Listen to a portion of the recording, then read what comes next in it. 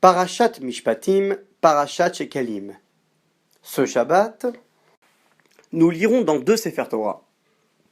Le premier, la paracha classique. Le deuxième, une paracha qu'on lit le Shabbat qui précède Rosh Chodesh Adar. Nous lirons la parashat Shekalim qui traite de ce fameux demi-cycle que le Klal Israël, que l'ensemble de la communauté devait offrir pour le Beth Amikdash une fois par an afin de les récolter et de fonder une caisse qui servait principalement à financer les sacrifices journaliers.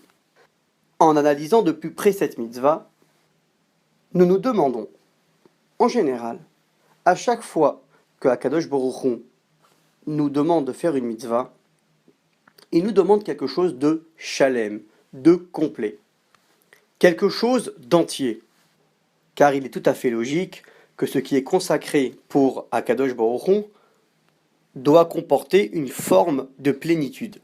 Ce qui n'est pas le cas pour cette mitzvah du demi-cycle, car comme son nom l'indique, nous ne donnons pas une pièce entière, mais un demi-cycle.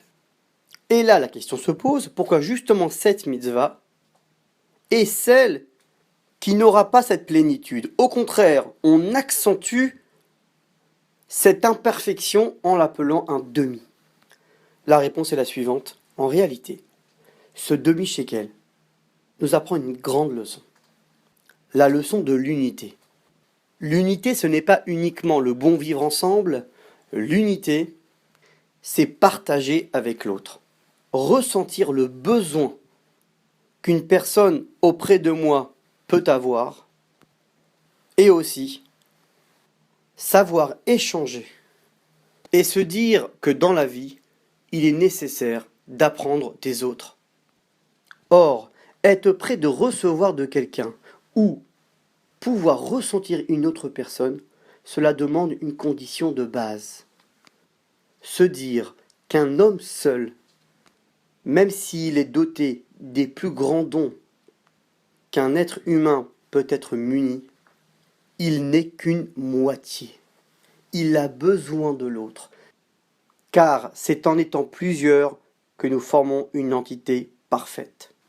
Voilà pourquoi Akadosh Baruch Hu insiste sur un demi-cycle et pas une pièce complète. Shabbat Shalom.